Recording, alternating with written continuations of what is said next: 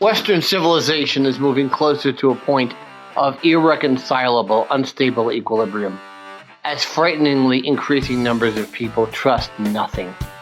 Media, academia, and especially the governments are no longer held in high esteem. Regaining trust is often impossible after betrayal.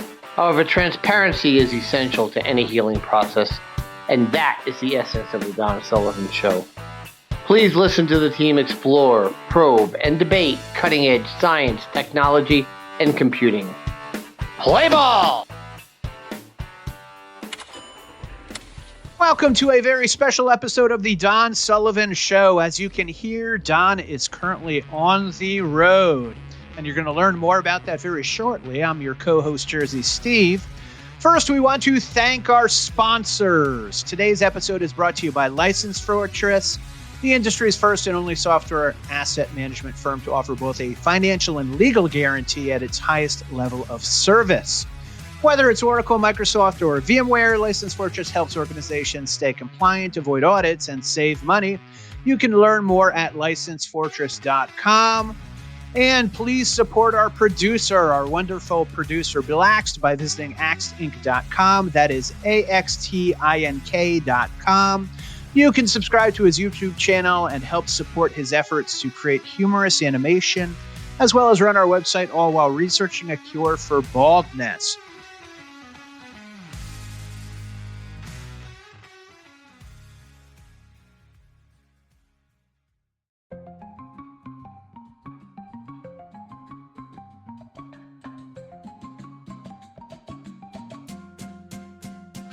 Welcome, folks, to this week's episode of the Don Sullivan Show.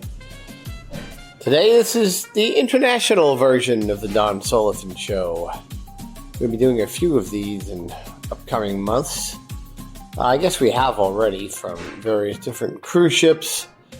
That's sort of international, but this one's really international. I am in Colombia, in the town of Santa Marta, the city of Santa Marta, an old trading post from the Spanish Empire, and it is in what's referred to as the Caribbean region of Colombia, way formerly of the greater region of the Spanish Empire known as Granada, also below the country of Panama that was formed by Teddy Roosevelt for the purpose of building the Panama Canal very successfully, I might add, with a small little rebellion in the early part of the 20th century. Santa Marta is very hot. It's in mid-November. It's very hot, very humid, very interesting.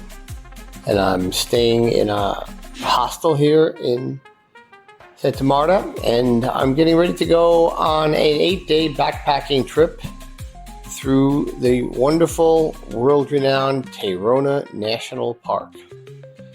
And there's all kinds of wonders, including the Lost City and the park itself. The park is, I believe, the highest coastal national park in the world. Lots of mountainous areas. I won't be doing too much by way of altitude from what I understand. Haven't met my guides yet. I'm going with the group named One Seed Expeditions. I've been to Peru and Machu Picchu with One Seed, as well as to Chile and Torre del Paine National Park. A whole different environment in both of those particular long efforts over the last decade. But this one will be very interesting, hot and humid. My backpack will have to be somewhat limited. I have to have a lot of water, although they provide it. I'll be staying in various different hostels along the way, from what I understand, although I'm not 100% clear. And I will be checking back in with all of you, talking about the natural wonders of Colombia's northern Caribbean coast as opposed to the Pacific coast, which is extremely inaccessible due to the Andes and the extreme rainfall that occurs on the Pacific coast that is west of the Panamanian Isthmus. This is an area to the east, the Caribbean coast of the Panamanian Isthmus, and that's where Tayrona National Park is. So there's a lot of Western European and American businesses here that run event centers and so on. I actually met somebody on the plane yesterday who tried to sell me on one. For what reason, I'm not quite sure. I'm not sure what he thought I was doing here. But I'm here to make an episode of the Don Sullivan Show and to experience this amazing area of the world that I haven't before. I've been in South America many times, but have not been to Colombia and the Caribbean coast of Colombia and Tayrona National Park, or Tayrona National Park. So there's going to be lots to talk about as we move along over the next 8 days, and we will. I'll get back to you, and we will have lots of discussions. So today, I'm just going to wander around the city, try to keep myself out of trouble, and get oriented a little bit. Slept a lot last night. It was a long 22-hour, 3 flights to get down here from Denver, but it should be interesting. I will talk to you soon, probably tomorrow morning. So see you for now. Well, folks, I'm back, and this was an incredibly interesting and difficult day. You know, I'm not quite sure I'm as strong as I was even 3 months ago, but it was the first day of this hike tour that I'm on with a whole bunch of people that are significantly younger than me and stronger than me in Tayrona National Park. So we went from the entrance to the park to what is called Camp 1 in Aden, and this is a very legitimate, very interesting jungle.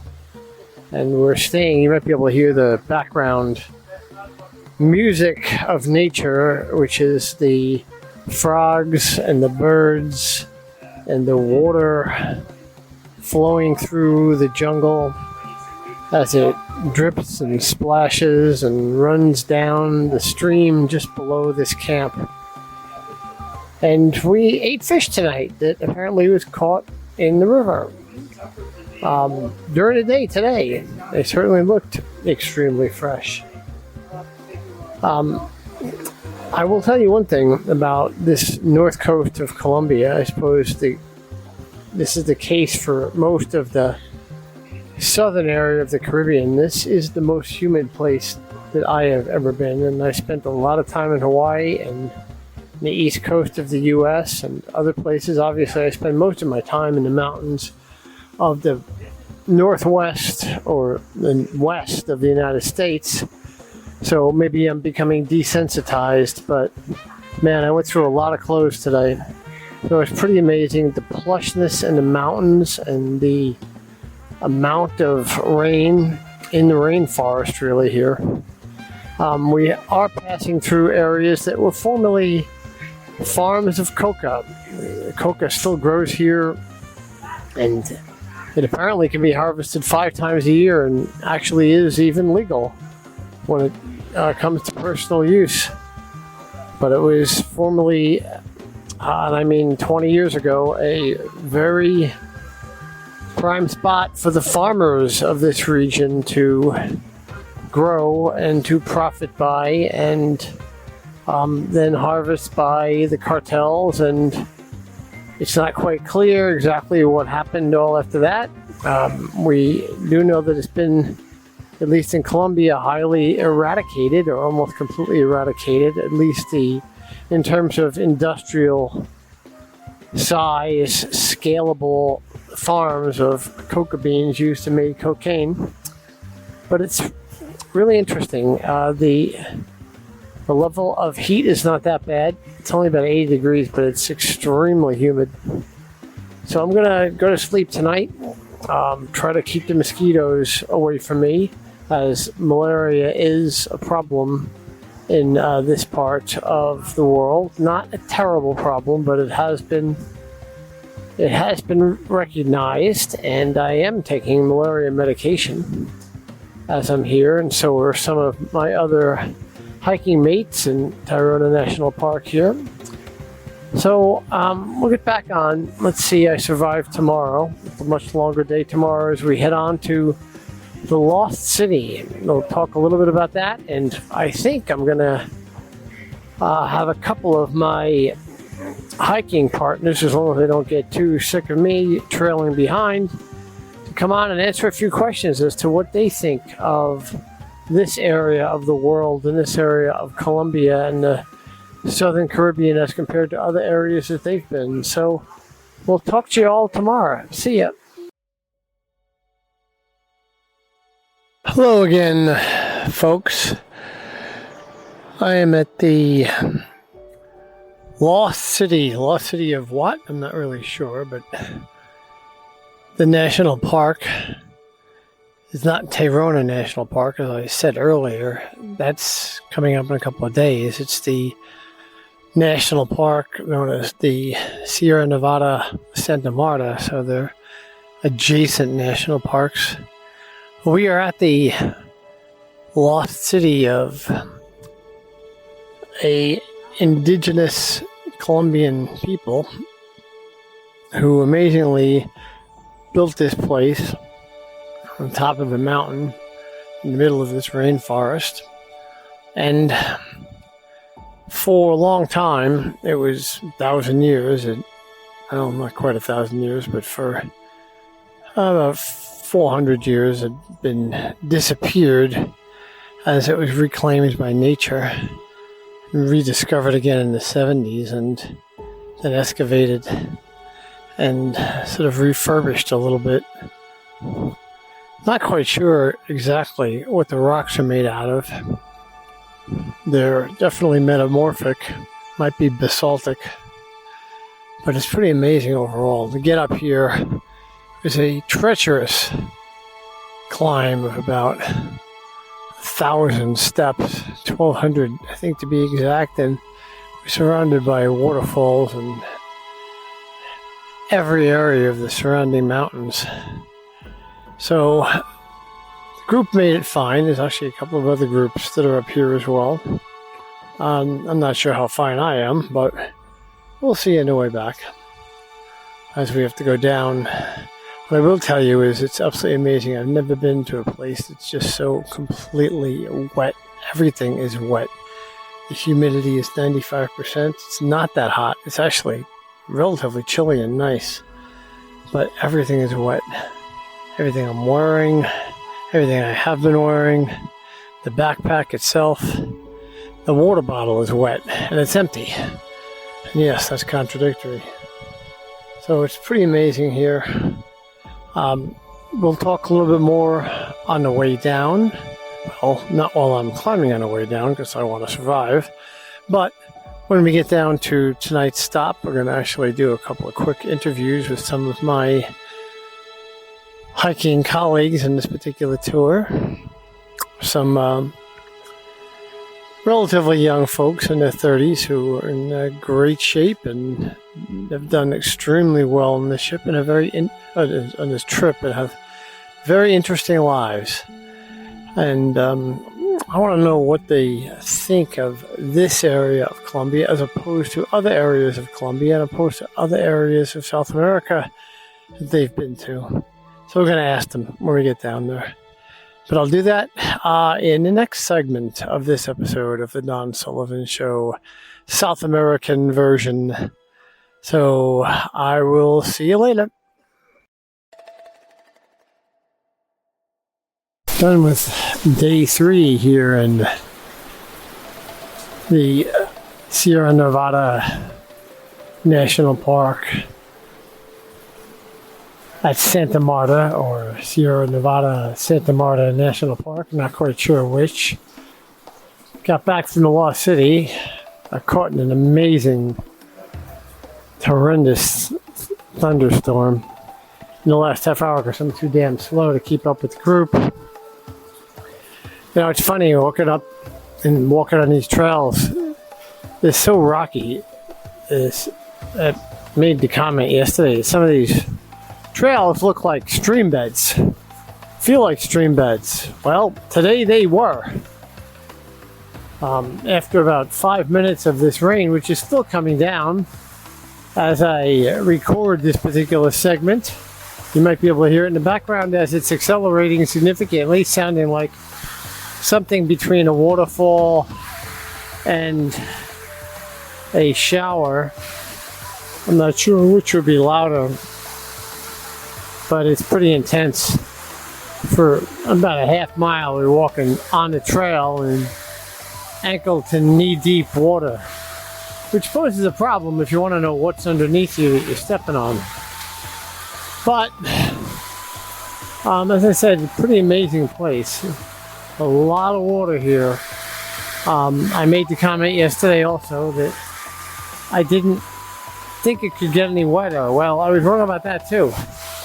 It is definitely wetter now. I'm going to have some interviews a little bit later. Once this stops and we have dinner, I will talk to some folks who are on the trail with me, who I am not able to keep up with, and I want to know what they think about this particular area of northern South America versus some other areas that they have frequented in terms of the geology, the climate, and other things as well. So I'll get back to you. See you for the moment. So I got another friend here who wants to say a couple of things. So, sir, who are you? Hello, my name is Niklas. I'm from Denmark. First of all, it's have been a nice experience here to do the Lost City trek. Quite challenging, but yeah, a nice experience. So tell me about what happened to you. You got hammered by mosquitoes out here. I don't know what exactly happened, but I think it was during my second day when I actually forgot, when I didn't have any mosquito repellent on, that they attacked me really. So you recommend anybody is coming here to really be very diligent? 100%. 100%. Have you had that experience? But the funny thing, yeah, go ahead. Funny thing. The funny thing about me is that I've been traveling a lot of places now in a lot of different countries. And even though I didn't use mosquito repellent, I've never been a target for mosquitoes or anything. So for some reason they were special here. Yeah, really, they were special here. They just liked you. They've really been attacking me if I didn't use any repellent. But otherwise, it's a wonderful trip, and even you guys missed the rain yesterday. I didn't. No, exactly. Yeah, we were inside the camp a bit faster than you, so that's why we missed it. So you get any rain like that in Denmark? No, hell no. We get sometimes some heavy rain, but it's not nearly as it is here. Yeah, it's not nearly. Yeah. I was saying, anytime I've ever seen rain that heavy, it's horizontal because it's a hurricane. Yeah, and it just kept coming and coming and coming. Yeah, but it was a really nice experience. Yeah, and very also challenging at times because of the climbs. That was definitely the most challenging parts of the whole trek. That was all the climbs that you have to go up and up and up, and especially also the humidity in this rainforest. Yeah, like when it was raining, when it was lightly raining, it almost was less humid at times. Yeah, that's you sometimes needed this shower from the sky. Yeah, so it was really wonderful experience. And I don't know about you, but I got to a point where I was walking through the streams just to clean off my boots from the mud, which was just never ending. No, yeah, that's crazy. Yeah, this mud is such. But about the mosquitoes again, actually, they haven't been as itching as other people usually complain about the mosquito bites. Yeah, you're doing a good job, I think. Yeah, I don't know. And also, luckily, I got this the hydrocortisone from you. Yeah, so maybe that helped a little bit. So that's good. Yeah, but otherwise, a very good experience. I would definitely recommend it if you like to challenge yourself, if you like to watch beautiful scenery and just walk around. Yeah, most Americans don't know anything about the north coast of Colombia. They know one thing about Colombia, and that's it. And it ain't soccer. Oh, okay. And so, if they're more than 30 years old, that's it. They know one thing. And I think they're very different down here now, aren't they? But it was very beautiful. Right? Yeah, very beautiful. completely. Also, as not only the Lost City trek, but it's also about the journey. It's about the whole journey to the Lost City. Not only the trek, it's not only the destination, you could say, but the whole journey up to the destination. Yeah, it's really the whole thing. All right, thanks a lot, Nick. That's great comments there overall. Yeah. Okay, now I got somebody who is really disappointed. The coaches in the NFL who would love to have him as a defensive lineman, and he made it all the way through this and kicked my butt all the way through this entire 4+ days. He's a really happy guy. So Christian, say hello. Where are you from? Hello, I'm from Denmark, and it has been a pleasure to work with Don and the rest of the group.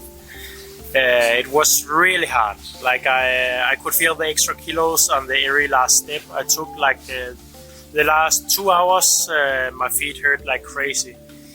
If I could do something else, something different, I would choose to lose a few more pounds before going. Yeah, he keeps talking about that, but you know, like I said, he takes his shirt off. He looks more like a defensive lineman. They don't have that kind of sport there over in Denmark. But you know, when the NFL comes over there, they would just play games in Europe. Guarantee you to look it up in the stands and say, "Let me talk to that guy up there." That's right. That's very but you know, he was incredibly fit overall. This whole group was. The humidity, how'd you handle that? Yeah. I'm from the U.S. You guys are from Denmark. Yeah, this is something else. Like I was dripping from my chin and eyebrows the whole time. Like when we had our break, then right after 5 minutes, it was pouring down my chin with the sweat again. Everything's wet, right? It doesn't matter if it's raining or not. Everything's wet. My clothes were so wet that if I washed the clothes and then I twisted the water out, it would be more dry than before. So. And you handle the mosquitoes better than your buddy over there. Yeah, but I also used a lot of mosquito repellent. Okay. I took that next time. I took more than half a liter of mosquito repellent with me, so I was prepared for that. Yeah. Okay. Well, thanks a whole lot, Christian. It was great hiking with you. Great making it all this way, and we're done with this part of the trip. And good luck on the rest of your journey here. Hi folks, back again. I'm now actually in the Tayrona National Park. Before I was in the Sierra Nevada Santa Marta National Park, which are two adjacent national parks. I think it's fair to say that the Tayrona National Park, which is highly restricted, took me actually quite a bit to get in here.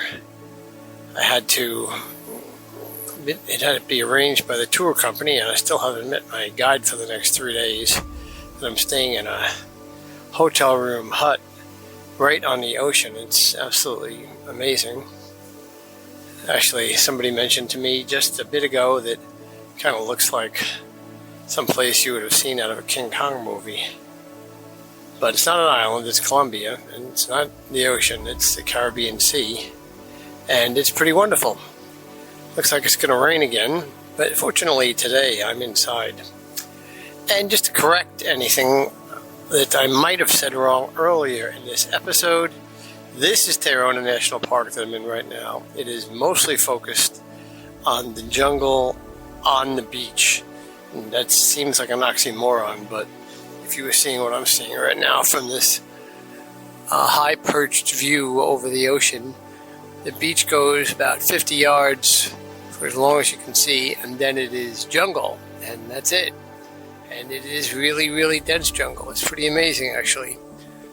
So the park that I've been in for the last 4 days, that the first half of this episode focused on, was the Sierra Nevada Santa Marta Mountains National Park, and that's where we went to see the Lost City and so on.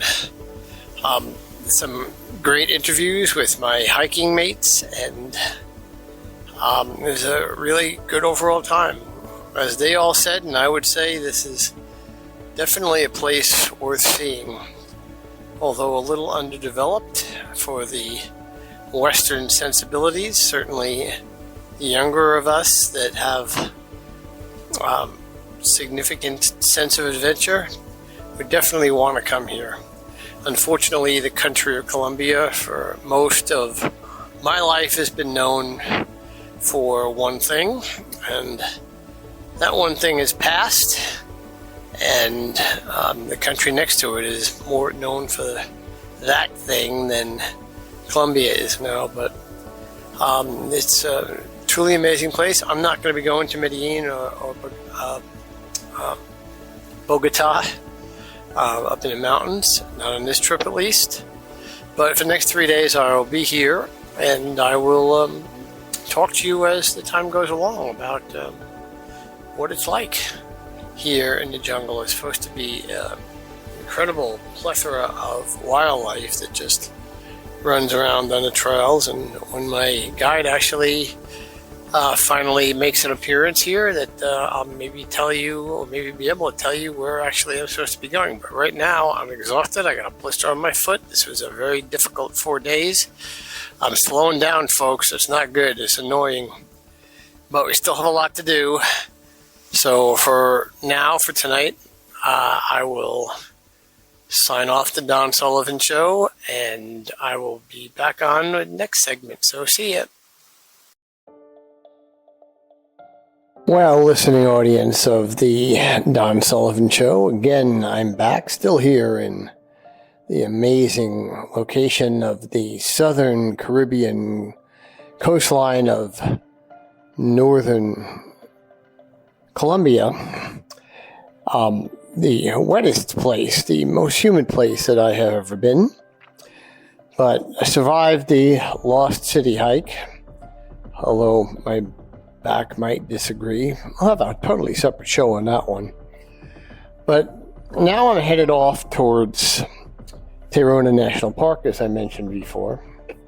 And I will be staying in a resort area. Actually, I am. I've just gotten in here. On the top of a hill called the Eco Habs. And the facilities are a little interesting. The bathroom is downstairs and the bedroom is upstairs, and you have to go outside to get to the bathroom, but that's kind of the way things are around here, I suppose. But it's a pretty amazing place. The views of north towards the Caribbean, which is not something I've ever really experienced, are just absolutely amazing. The surf is extremely rough. I'm way up in the hills here, but literally you are, as I said earlier, you have about 50-yard long, wide beach, and then there's just jungle. It's jungle, and it just never ends. This is an amazing geological spectrum.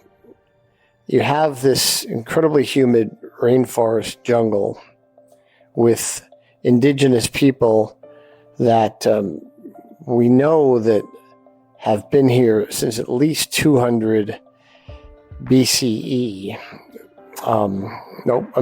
200 AD, probably as early as 5000 BCE, as the post-Younger Dryas migration down into Central and in South America split off east to south. So we're dealing with tremendous genetic diversity and a very unique people. And we're dealing with a lot of them. Apparently they had up to 2 million people living in the locations in the mountainous areas of the Colombian and Venezuelan north as late as the early 1400s. They've migrated around a lot, but they've built these various different settlements, and there are hundreds and hundreds of them that LIDAR has discovered that have yet to be, and maybe never will be, excavated. Obviously, there are many, many different elements of instability here in Colombia, and even get into the discussion of Venezuela at the moment. But it's also, from a geological perspective, pretty amazing. What you have is the southern or the Caribbean plate subducting underneath the South American plate, resulting in the largest coastal mountains in the world.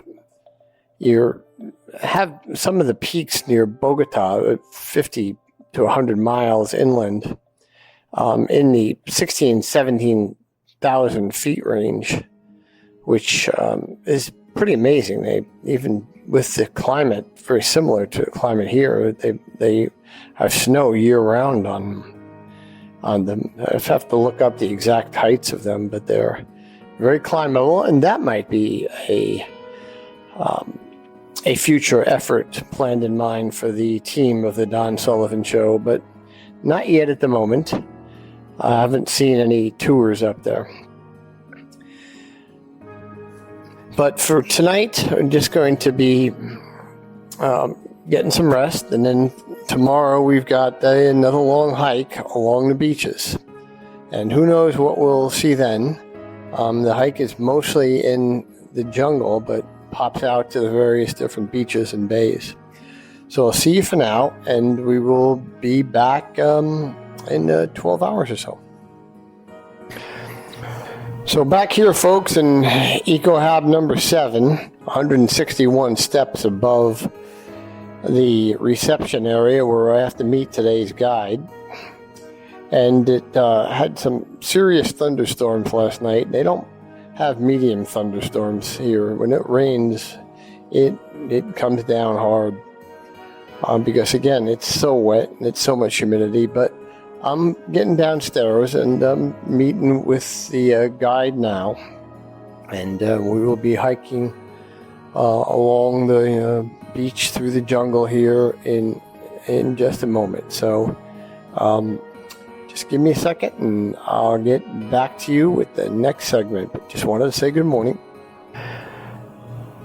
And here we are hiking along now. The breeze is beautiful. It's in the jungle, but the path is much better than anything up to the Lost City. In fact, they've gone to great efforts at building out the path, maintaining it. There are some boardwalk areas. There are a lot of stops for various different refreshments. It's actually pretty crowded. And there are a lot of beachgoers, and there are a lot of private vendors around here in Tayrona National Park along the beach.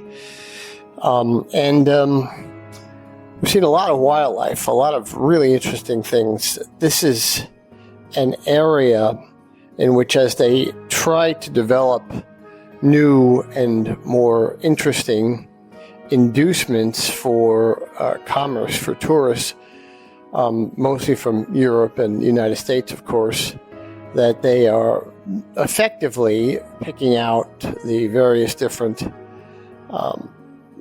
components of the ecosystem here that are much more effective and attractive than others. It doesn't seem like they want to get into the business at this point, even though Colombia is becoming more and more stable. It doesn't seem like they truly want to get into the business of building big hotels along this multi-hundred-mile beachfront of the Southern Caribbean along the northern coast of Colombia, but they certainly could. The land is good enough, and the area is good enough, and the weather is good enough. Although, again, you get these massive rainstorms like I mentioned last night, and the humidity. But it's a serious beach type area. What we are seeing now as we move along is tremendous wildlife. Now, I don't know if the crowds were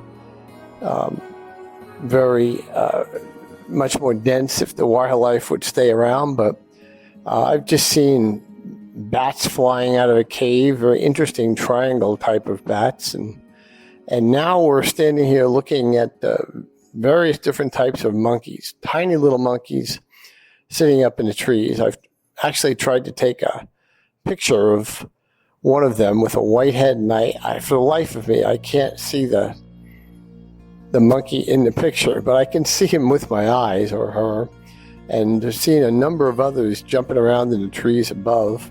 A little bit earlier, before I got back on, we were hearing the famed howler monkeys, the large monkeys that love to throw things at you. I'm not going to say what things, from the various different perches on the trees, but they were all over the place as well. But these three monkeys, I'm seeing them to my left and my right, are shall I say, adorable? Certainly the little one with the white head is. But we're going to be moving on here because we're holding up traffic quite a bit. We're also looking for crocodiles, which are a lot less aggressive than the alligators in Florida, with much bigger snouts, and maybe even find a caiman here somewhere at some point. But another story I want to tell you about last night that happened as we're walking along, which I forgot to tell you before. And I will tell you that I absolutely, truly now appreciate the mosquito nets that have been placed above all of the beds in most of these rooms, and certainly was on the Lost City Trail, on all 4 places that I slept each night, as well as in the EcoHab last night, because the doors are wide open, the French doors are wide open, there's a beautiful breeze, and there's an opening in the hole, or there is an opening, which is a hole, up in the top of the thatched roof on these EcoHab huts. And as I was speaking on the phone last night, I looked up and I saw what I thought was a baby crocodile that was walking into the room through this opening in the roof, and it kind of started walking down the walls and the posts that were holding up the roof, and I really didn't know what to make of it. I took a picture of it. Maybe I'll try to post that picture, and found myself pretty silly when the person I was talking to on the other end of the line saw the picture and told me it was a gecko. So, not that I'm particularly afraid of Geico Insurance, although Geico Insurance, you could certainly become a sponsor of the Don Sullivan Show at any time you want if you hear this episode. I am right now, or right then, I was looking at an actual gecko, which was like a foot long, which surprised me, walking upside down on the poles and then down the walls. And eventually, after half an hour, I guess it decided that the various different mosquitoes or flies that it was trying to grab at inside were of insufficient value and less likelihood than its whatever value proposition it wanted, so it left. But it was pretty amazing. So the wildlife around here is very, very different. But like I said, I really appreciate the mosquito nets. And now we are coming to the first of the major beaches. And there aren't that many people on these beaches, but the views are spectacular. And the water is rough. There is a natural reef about a quarter mile out in this particular beach, so I think swimming would probably be safe, although I prefer to stay on my own 2 feet and not that much in the water, except when I have to cross the streams and rivers when I'm doing various different journeys into the jungle, as we will be today, although today is a resort, tomorrow won't be. So I think this is enough for today, and we'll end it up by saying it's an absolutely beautiful afternoon, feel pretty good, back isn't bothering me too much, and we'll have the last day and something very interesting again tomorrow. So see you for this evening. So hi again, folks, it's Don back on the last day, the 7th day of my hidden Colombia journey.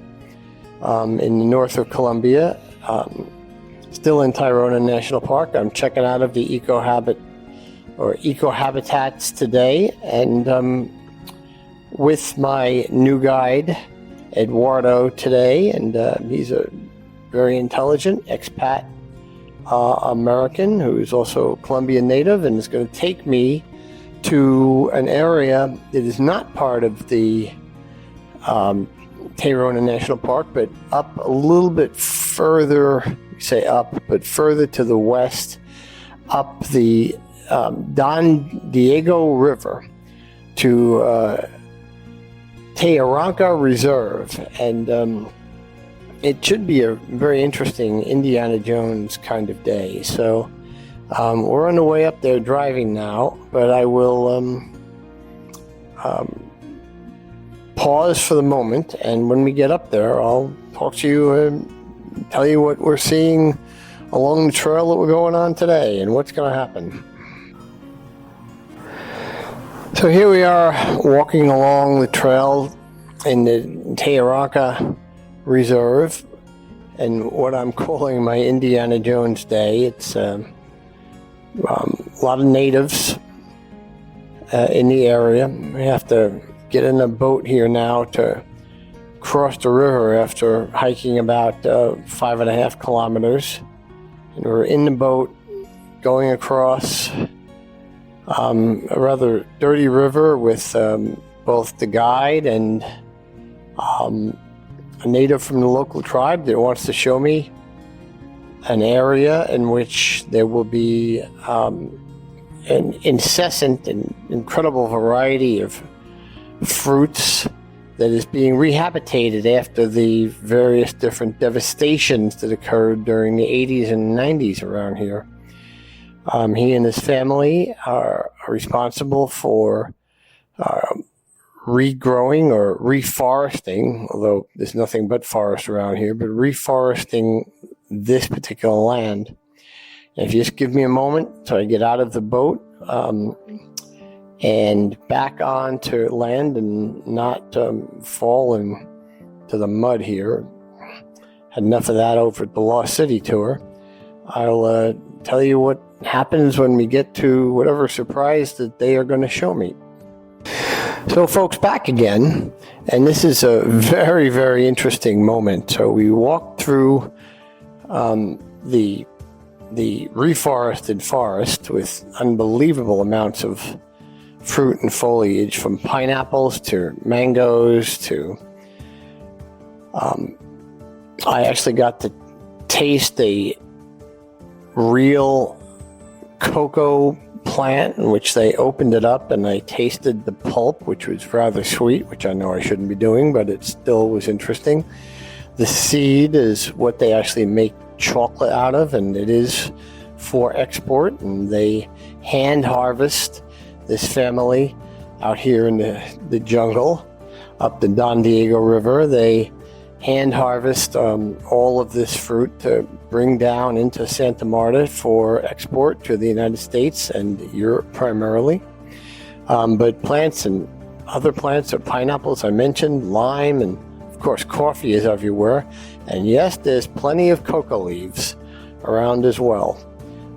They've given me a detailed explanation as to the process by which the coca is made into cocaine, but at the risk of going all Breaking Bad here, I'm not going to get into those details. But it is here, and you can actually chew on it. They call it medicine. It does create some alkaloids that acts like some kind of Novocaine, but I did try it just to chew on it a little bit. Did that in Peru about 10 years ago as well, and never really felt any effects, but that's what they use, and apparently it still grows around here, and it is still legal for personal use, but they can actually harvest it 5 separate times a year, so you can imagine the attraction and the absolute abundance of that particular plant and the value it has in other places in the world when processed through about 20 chemical steps to get to the illegal drug of cocaine. But what I wanted to tell you about, and we have just finished the ceremony, is that I got a chance to plant a tree and be part of the reforestation. So then they have a nursery in which they have small trees when they grow to 6 foot in size, and what they had available today was a plant that is a tree that is really just made for harvesting the wood.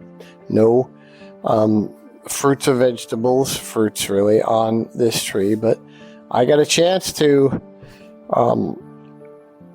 work with the local family and plant a tree in which they are going to name after me for all purpose, for all time.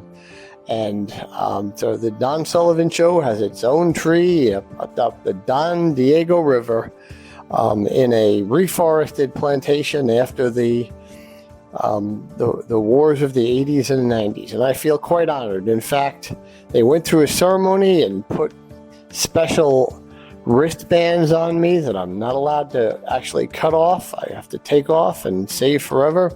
And I was blessed by the local shaman for having been part of this tree planting ceremony.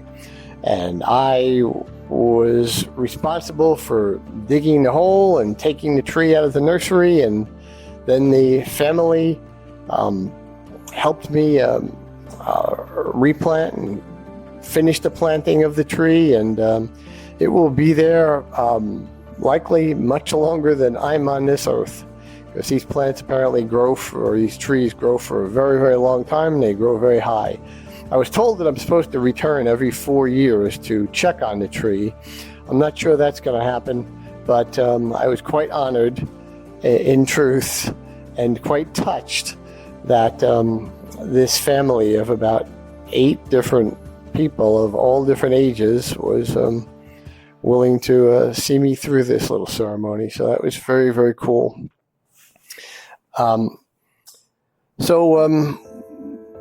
We're not quite done yet. We've got to hike back into to the area in which we have the boat, and then cross the river, and then take the boat down the river to where our driver is at to take us back into Santa Marta. And I'm going to pause for the moment, and I'll get back on, tell you a few other things that I discovered here that are on the periphery of this particular episode. So see you for the moment. So back in the vehicle, and we're driving in terrible traffic. What I will tell you is that this area of Colombia and Colombia itself is making great strides to recover from the wars of the 80s and 90s. There's certain aspects of it that are quite primitive. There is very little law, and I would say there's virtually no traffic law whatsoever, given the fact that so many people have motorcycles and they're driving between the cars and traffic. And it doesn't really seem to matter which way the traffic is going. They're driving on the motorcycles anyway. And there can be 2, 3, or 4 people on a single motorcycle, none of whom have helmets and so on. But of course, those are first world, zeroth world sensibilities overall, as they try to develop their overall economy and their sense of society here. They're doing, I think, generally rather well. I will be going to a restaurant tonight that I've seen before, and I've been to before. Went to at the beginning of this episode. It has tremendous ceviche. In fact, I will tell you that in Peru and here, the ceviche is much better than any ceviche I've had in the States or anywhere else in the world. I don't know why that is. It just is. But I digress. What I did want to tell you about is a couple of other interesting points that I'll make, which we'll have other episodes of the Don Sullivan Show about, and the article I write for the AI version of Database Trends and Applications magazine will focus on in the next article I write. I'm not sure exactly when they come out. But we've noticed recently that the stock market, particularly NASDAQ, has taken some significant hits, and it's down quite a bit. Has been the most of the month of November. And part of the reason for that, the major reason for that, is the belief that the AI stocks, or the stocks that are focused on AI, either producing the materials, the physical resources for the data centers, or the AI applications themselves, are not selling. And it's true, they're not selling. And the reason they're not selling is because they simply don't work. And we've talked about this in many different angles on the Don Sullivan Show in earlier times, and we will continue to do so. Now, I have complete belief that these AI applications, in the way they are designed for consumer use, will work. They'll work in the next few years a lot better than just simply accumulating every various reference to Thomas Jefferson on a website to develop a term paper for a 16-year-old in 13 seconds who didn't bother doing it him or herself the night before.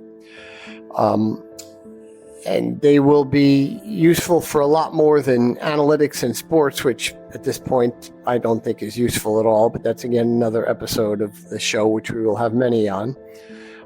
But I do think that it's become very obvious that despite the fact of the best efforts and fantasies of most of our corporate overlords who believe that the customer service systems could, and the people that are actually the employees of those customer service systems could overnight be replaced by AI chatbots, have gotten to a point where they realize how utterly foolish it is. And for anybody who doubts that, just call up an AI chatbot customer service system, and whether it's for an airline or it's a tour like I'm on right now, and do it through the phone or do it through WhatsApp or do it through anything, and find out how incredibly ineffective that is.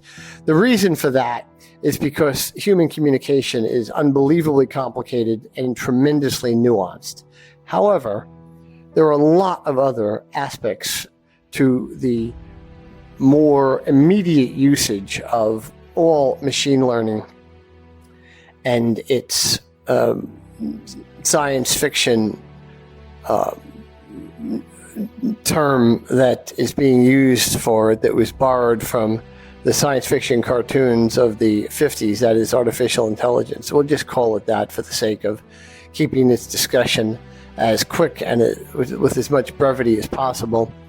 The point being that there are a lot of real uses for this. The analytics aspect of this is going to be tremendous. The applications that are going to be used for analytics, as opposed to those which are going to be totally replacing all other forms of human interaction and communication, are going to, in my opinion, be extremely effective. So I'm not concerned with the stocks at all. This is not a situation as occurred with so many companies going out of business, literally in 2000s at the beginning of the startup.com era of the web and the internet. This is a situation in which simply that the present applications, the simple applications that were being used, that most of humanity was being imposed upon with their alpha applications, and being forced to interact on various customer service systems with, because the corporate overlords wanted to remove as much personnel as possible, haven't really worked, and they're not selling and they're not being used because they're not effective. The analytics, however, will, and I'll give you two examples to end this episode up with. The first one being, as I mentioned to you earlier, I attempted to take pictures of 3 different monkeys within the trees. My eyes could see them, but every time I took a picture, I could not, for the life of me, see the monkey, any one of them, in those pictures.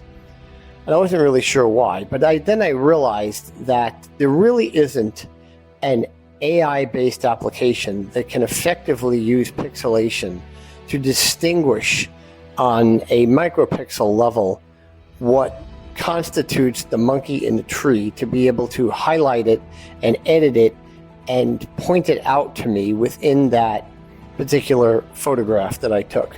Now, there's lots of applications within all the smartphones and the smartphone photographic capabilities that allow you to remove certain distractions from the background by iterating, again, just mathematical iteration, arithmetic interpolation, and fill in the blank spaces that are left with the whatever background exists, and allows you to enhance your photos very effectively. But I don't know of anything that really is able to pick out specific images within the various different photographs that you take, and that's coming, and that will be a very valuable application. The other one, and I had heard of this before, but I'd never seen it in use, and it was absolutely spectacular, and I'll give a plug for it. And if whoever makes the application known as Merlin wants to be a sponsor of the Don Sullivan Show, just send me an email and at don@zanalytics.com, and we will get you set up as a sponsor. But that application was absolutely spectacular, and what it did is my guide had it on the phone and on his phone, and what I mentioned before is they're trying to develop a bird watching tourist business here because there are so many varieties of birds, and man, do they make a lot of crazy noises. But various different theorists have a number of different components of all the different birds, maxing out at about 300 to 500. And the birds can communicate with each other in every way that they need to through those 3 different sounds and different patterns of those sounds. Well, the application Merlin can actually hear or listen to, and the guide Eduardo pulled out the application and turned it on and listened to this bird, which I really don't remember what the bird's name was. It was some kind of blue wren. It's a different name than that. But when he turned the application on and the application listened, it could immediately identify the bird. And it could theorize or hypothesize as to what the bird was trying to do. And again, that's very similar to iterating what the interactions of human nuance are, but it's much, much simpler. So not only could the application do that, the application is able to change the pattern of the communication and then respond to the bird. And the hope being that that bird may possibly be attracted and then come into view. Now, you can imagine the commercial usage for the tremendously large and enthusiastic and usually rather wealthy Audubon Society members and bird watchers as a whole throughout Europe and the United States, in terms of a place like I'm at right now in Colombia, trying to create a bird watching tourism industry. The ability to actually induce, maybe seduce, the birds to come into view so that those bird watchers can get a picture of a rare bird they've been trying to get a picture of for maybe decades, is of a tremendous value. I would hazard a guess that some of the other episodes that you've listened to of the Don Sullivan Show, those of us who are collectors of fine watches probably spend less money on the watches than the timepieces than the bird watchers spend on the overall equipment and travel to get the rare shot of a particular bird that I heard today. So the guy did this a few times. Eduardo was very successful at communicating back and forth with the birds, and then saving, of course, all of the sounds that he heard. But I know this application has been out there and it does work, but I had never seen it in action before. Well, that's it for today. And I will be back in my hotel in Santa Marta and over in the restaurant, enjoying the Columbian shrimp ceviche. And I will be hopefully back in the United States sometime late on Sunday. And for that, remember one thing, folks. Remember one thing only. And it is the most profound thing that I know of in my life, that whether I'm here in Colombia or up on top of a mountain in Colorado or at the bottom of the Grand Canyon or discussing artificial intelligence or some other aspect of the wide variety of subjects that we discuss on the Don Sullivan Show. And Jersey Steve, my partner, can certainly verify this, that I truly believe that no matter what, no matter where you are, if you're in Colombia, if you're in someplace else in South America, if you're in a cruise ship, if you're wherever you are in the United States, please just remember that all at-bats are situational. Until next time.